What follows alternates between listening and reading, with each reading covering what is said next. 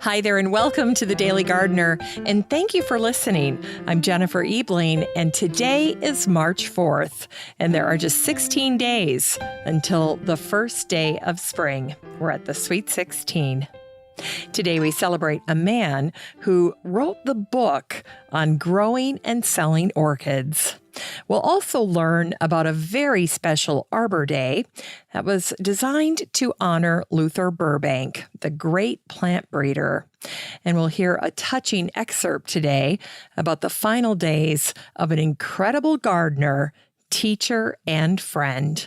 And we grow that garden library today with a book about the beautiful flowers of Japan.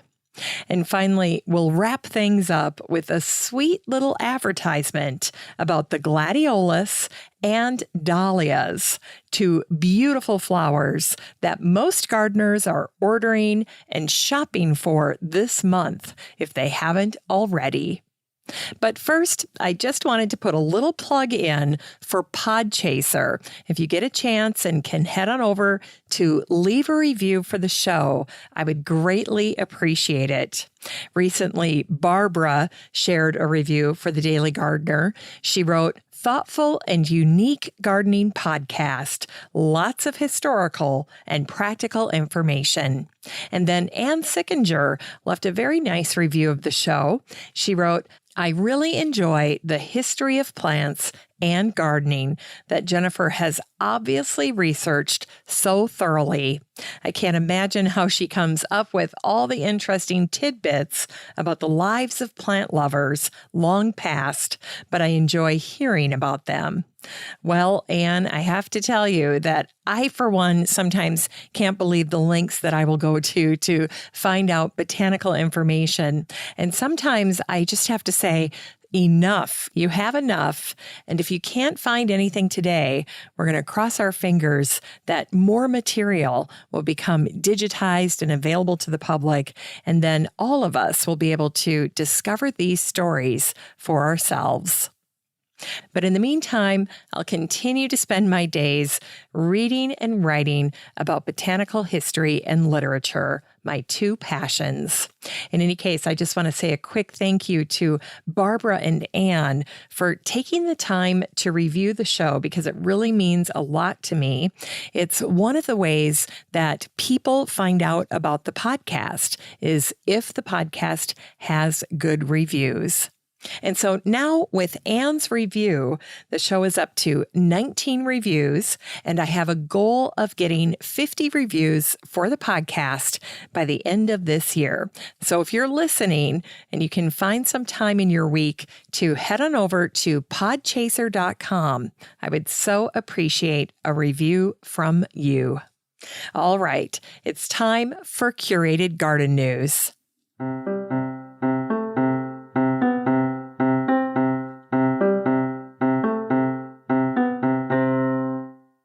Today's garden news was written by Michelle Miley over at Hunker, and the title of the post is 5 Perennial Herbs That You Should Grow. Now, of course, these herb recommendations can vary a little bit based on your location, because I know one of these 5 is rosemary. And if you live in the Midwest, you're probably not going to get rosemary to come back reliably as a perennial year after year.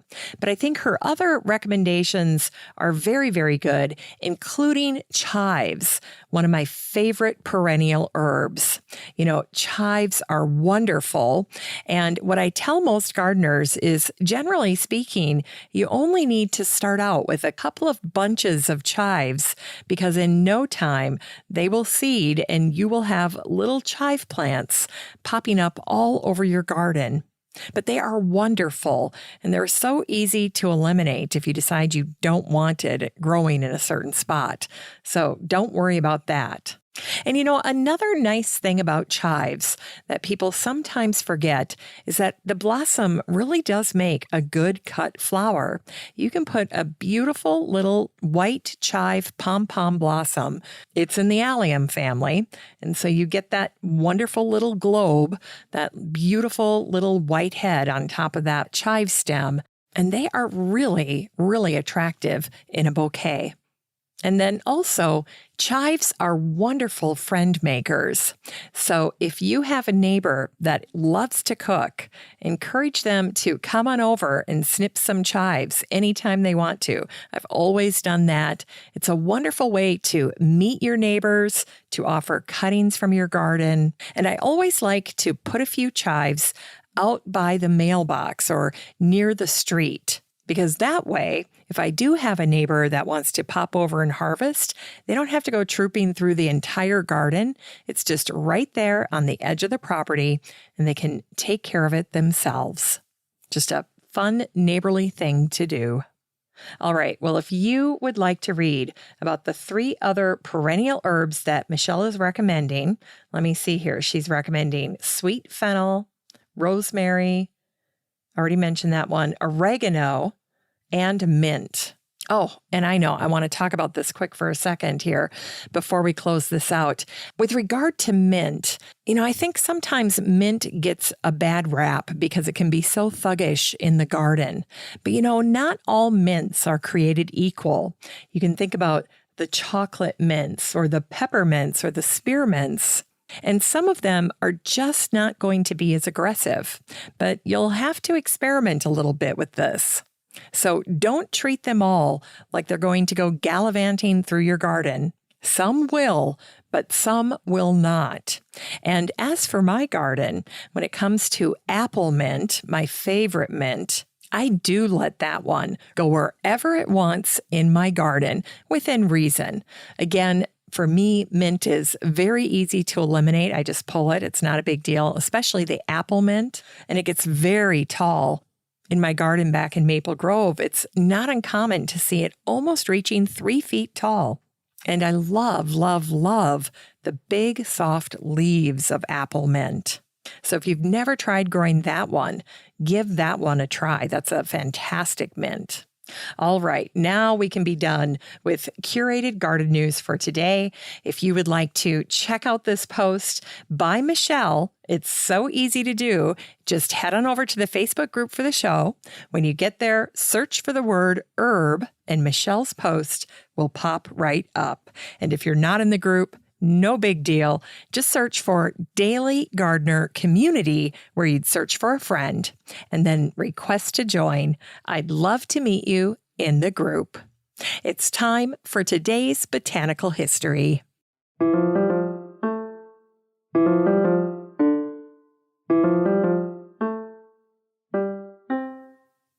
All right, here's Botanical History for March 4th. Today is the birthday of the German-English orchidologist and nurseryman Henry Frederick Conrad Sander, who was born on this day, March 4th, in 1847.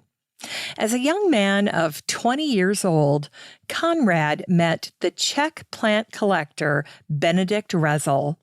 Benedict's heart lied in exploration and acquisition.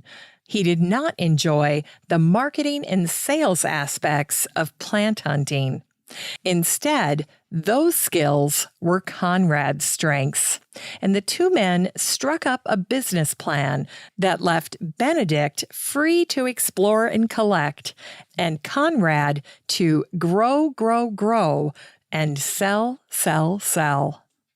Conrad set up shop in St. Albans, and Benedict was soon sending shipments of orchids from Central and South America. Benedict and Conrad's relationship is legendary in the plant world. Benedict collected for Conrad Sander for 40 years. And even though Benedict was 6 feet 2 inches tall and had an imposing iron hook for a hand, during his collecting days, Benedict was robbed 17 times, and once he was even attacked by a jaguar. Well, once Conrad and Benedict got their operation underway, Conrad began expanding. Soon he was managing inventory from over 20 collectors, and he was growing orchids in over 60 greenhouses and entertaining visitors that included Europe's top collectors and even royalty. As a result of his business success acquiring, breeding, and selling orchids, Conrad became known as the King of Orchids. Leveraging his incredible expertise, Conrad wrote a masterpiece in 2 volumes on every variety of orchid. The book was folio-sized, it was large, and it had text in 3 languages: English, French, and German. It was ahead of its time. And best of all, the botanical drawing of the orchids was life-sized. As a sign of respect, Conrad named his book Reichenbachia in honor of the legendary orchidologist Heinrich Gustav Reichenbach. And this honor was well-deserved because Reichenbach had named more orchids than any other person on the planet. And in his will, Heinrich Gustav Reichenbach asked that his herbarium be closed for 25 years to protect his work with orchids from his competitors. Well, in turn, in 1882, Heinrich honored Conrad Sanders by naming the Queen of the Philippine Orchids after Conrad. He named it the Vanda Sanderiana, but the locals just called it the Walling orchid. The Walling is considered one of the rarest, most beautiful, and most expensive orchid, and it's also one of the largest species of orchids in the world. Orchids are some of the world's oldest flowering plants, and they produce the world's tiniest seeds. And to give you an idea of this, consider that a single orchid seed pod can contain 3 million seeds. Orchids are also the largest family of flowering plants in the world. With over 25,000 species, orchids represent about 10% of all plant species on Earth, and there are more orchids on Earth than mammals and birds. Now, once they are germinated, orchids can take 5 to 7 years to produce a flower. And if you look at the orchid bloom closely, you'll see that the blossom, like the human face, is perfectly symmetrical, which I think only adds to their visual beauty. And keep this fact in mind. By the time you are buying that orchid at Trader Joe's, it is likely already decades old. But never fear, orchids are long-lived and can reach their 100th birthday.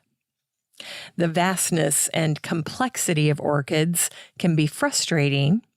Charles Darwin once grew so discouraged writing his book about orchids that he wrote to a friend, "I am very poorly today and very stupid and hate everybody and everything." Orchids, they'll drive you crazy. And it was on this day, March 4th, in 1949, that the Santa Cruz Sentinel out of Santa Cruz, California, published a lovely story about the upcoming Arbor Day celebration.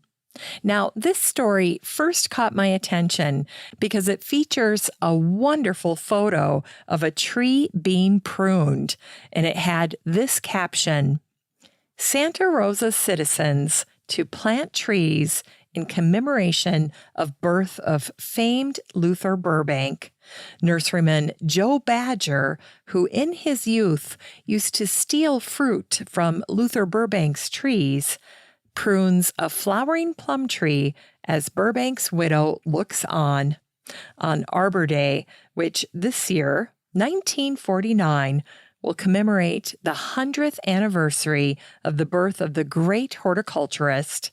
This tree will be planted in Mrs. Burbank's garden at Santa Rosa, California, near the spot where her husband is buried." And then here's the rest of the article. Burbank's widow said, "No, there will be no wreath laying on Luther Burbank's grave. Laying a wreath is only a ceremony. It doesn't make things grow. Instead, she and nurseryman Joe Badger, who as a youngster stole plums from the Burbank experimental gardens, will plant a flowering plum tree adjoining the Redwood Highway, where passerbys can enjoy it. The flowering plum that was getting planted was developed by her husband. He gained worldwide fame with his Burbank potato, his spineless cactus, and many other horticultural achievements. Her husband now lies buried under a huge cedar of Lebanon tree in a simple, unmarked grave. And beside him lies his white mongrel dog, Bonita, who was his constant companion until Burbank died in 1926. Burbank had specifically requested that no marking be placed above his burial place. Instead, he was buried beneath his cedar of Lebanon. And Burbank himself had planted that tree. He'd put the seed in the ground after it was sent by a friend in Palestine. Burbank said, "When I go, don't raise a monument to me. Instead, plant a tree." It's time for Unearthed Words.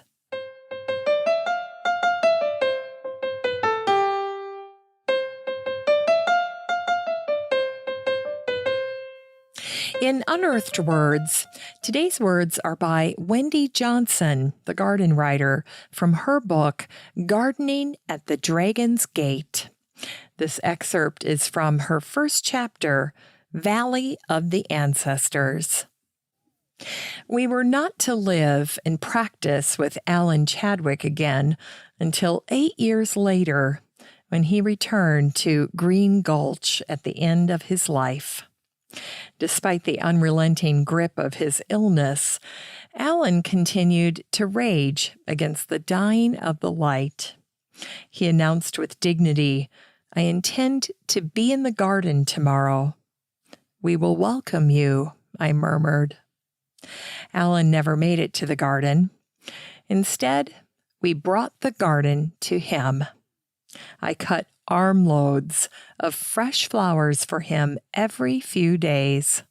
Winter jonquils and Korean lilac, wind-blown anemones, and stiff coral quince that Alan recognized from his original gardens at Green Gulch, and a single blood-red poppy grown from seed gathered from the World War II battlefields of Flanders.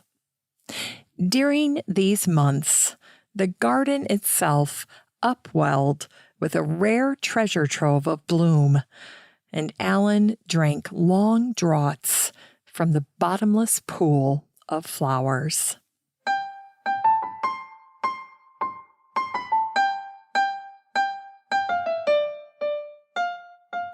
It's time to grow that garden library with today's book, Flora Japonica by Masumi Yamanaka. This book came out in 2017, and Masumi is an award-winning botanical artist based at the Royal Botanic Gardens, Kew. In this book, Masumi begins by revealing the history of Japanese botanical illustration with a lovely overview of the work of the influential botanist and illustrator Tomataro Makino. Next, Masumi shares beautiful artwork that showcases the indigenous plants of Japan. Flora Japonica showcases 80 specially commissioned paintings from 36 of Japan's best modern botanical artists. Daily gardeners will love that each painting also shares detailed information about the plant's habitat and history, as well as a botanical description.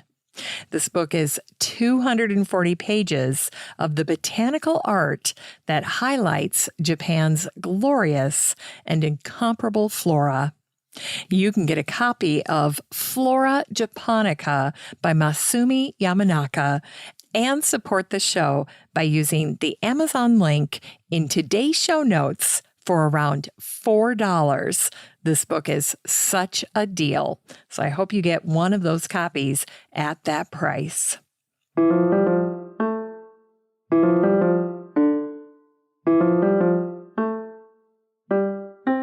Finally, here's something sweet to revive the little botanic spark in your heart. It was on this day, March 4th, in 1956, that the Chicago Tribune ran 2 advertisements for gladiolas and dahlias by R.H. Shumway. The gladiolas were being sold as a rainbow mixture. 50 bulbs cost $1. 100 bulbs cost $1.75, and 200 bulbs cost $3.25. Now, the dahlias were the new giant variety, and 2 bulbs cost 25 cents, and that also covered the cost of postage. Now, today, right about now, is the perfect time to order your gladiolas and your dahlias. Gladiolas are the official flower of August. The etymology of the word gladiolas is Latin and means little sword in reference to the shape of the flowers. And here's an interesting fact about gladiolas. The corms have been used medicinally to help extract slivers or thorns. And I'll never forget what my friend Joel Karsten, the author of Straw Bale Gardening, told me about just how easy it is to plant gladiolas in conditioned straw bales. Once the flowers are done blooming in the fall, you just kick the bale over and the corms fall out for easy gathering. Now, as for the beautiful dahlia, it was originally grown as a food crop. And it turns out that dahlia tubers are edible, and they taste a little like other root vegetables. Think of the potato or the carrot to get an idea. The dahlia is named to honor the Swedish botanist Anders Dahl. Dahlias are in the same family as common daisies and sunflowers, and dahlias come in all shapes and sizes, and some of the blooms are as large as dinner plates. And here's a little fun fact about the dahlia. It's the official flower of the City of Destiny and Goodwill, Seattle. And I should have said Starbucks. Thanks for listening to The Daily Gardener. And remember, for a happy, healthy life, garden every day.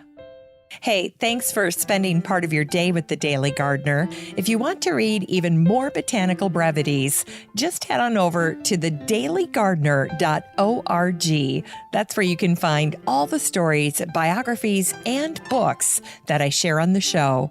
And while you're there, be sure to sign up for my free Friday newsletter. It has lots of goodies in it, and I try to make the newsletter like you're getting a marvelous letter from a garden friend. You can always find The Daily Gardener on all your favorite social media.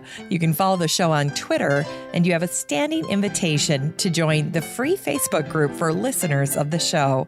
Just search for Daily Gardener Community the next time you're on Facebook and request to join. Last but not least, you can easily share your gardener greetings or book submissions by emailing me at jennifer@thedailygardener.org. The Daily Gardener is produced in lovely Maple Grove in Wyoming, Minnesota, with the help of Paige Mance, Brooke Bierbaum, and Eric Begay. I'm your host, Jennifer Ebling, and as always, have a great day in the garden, and we'll see you tomorrow.